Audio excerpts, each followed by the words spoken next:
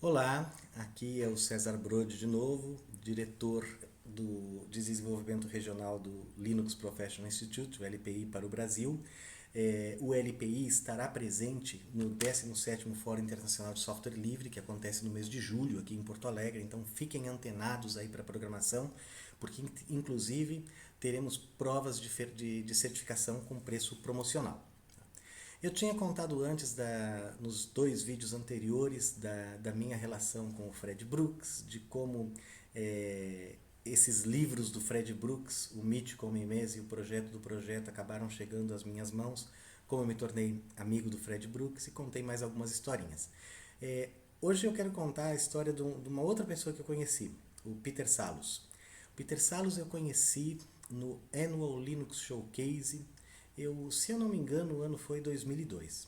Peter Salus é um linguista, ele é especializado em línguas germânicas, ele é um historiador e ele é um cara que, muito antes também de se falar em métodos ágeis, ele já trabalhava dentro dos grupos com os quais ele trabalhava com esses conceitos de métodos ágeis. A Pia Smith, que ela é da Linux Austrália, ela tem uma palestra sensacional que ela fala Éramos ágeis antes disso ser cool, onde ela conta um pouco da filosofia do Unix, que o professor Rubens Queiroz da Unicamp também fala muito bem a respeito. Procurem filosofia do Unix, Rubens Queiroz, vocês vão ter acesso a uma palestra que foi gravada na Unicamp, uma palestra muito bonita sobre isso. Mas uma das coisas da filosofia do Unix é aquilo: faça coisas pequenas que façam bem aquilo que elas possam fazer, e essas coisas devem se comunicar muito bem com todas as outras coisas que estão em volta. Ken Thompson, Dennis Rich desenvolveram a linguagem C, desenvolveram o Unix também, mas tinha um cara que era o professor John Lyons, e o John Lyons ele pegou o Unix até cerca de 1980, quando a AT&T se tornou dona do código e fechou o código.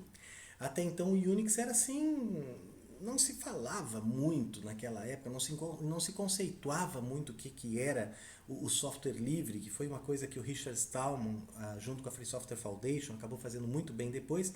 Mas na época era assim, o software era livre, não existia muito o conceito de software proprietário. O conceito de software proprietário veio depois, mas isso não é assunto para esse vídeo agora. Essa série de vídeos é sobre livros. Então, o professor John Lyons foi um dos caras assim que divulgou muito o Linux na academia. E para fazer isso, ele pegou o código-fonte. Aliás, desculpa, eu falei o Linux não, mas o Unix. Estamos falando do Unix ainda.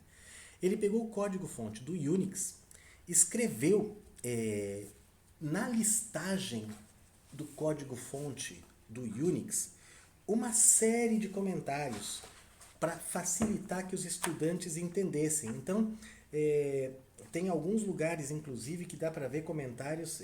Algumas coisas estão no código, outras coisas estão escritas à mão. Então, para quem quiser, por exemplo, olha aqui, ó, no capítulo 4, ele fala sobre arquivos, diretórios, sistemas de arquivos e pipes. Pipes é justamente aquela coisa que os programas Unix usam para se comunicar uns com os outros. Mas, bom, essa já é mais uma outra história que não é para essa série de vídeos. E esse livro, quando foi fechado, então era um livro, era uma xerox que ele distribuía para os alunos, mas isso daí foi proibido de ser feito depois dos anos 80, porque a TIT era dona do código. Então os estudantes passaram a copiar escondido o livro do professor Lyons. E foi só em 96 que o Peter Salus, esse cara que é o historiador, que eu já contei dele para vocês, ele compilou aquilo que o John Lyons tinha escrito, pegou os códigos-fontes de uma série de estudantes e produziu esse livro fantástico aqui. Lyons Commentary on Unix 6th Edition. Se vocês verem aqui, estão os dois estudantes aqui copiando o livro do professor John Lyons, escondidos, para não terem perigo de serem pegos pela polícia do campus. Esse livro aqui também Está autografado. Infelizmente, o John Lyons já tinha falecido quando eu recebi esse livro aqui de presente, mas então está autografado aqui pelo organizador, que é o Peter Salos. Então, mais um livro aí para o pessoal do LabSI, o Laboratório de Processamento de Sinais e Imagens aí da URGS. Mas tem mais historinha, tem mais um vídeo.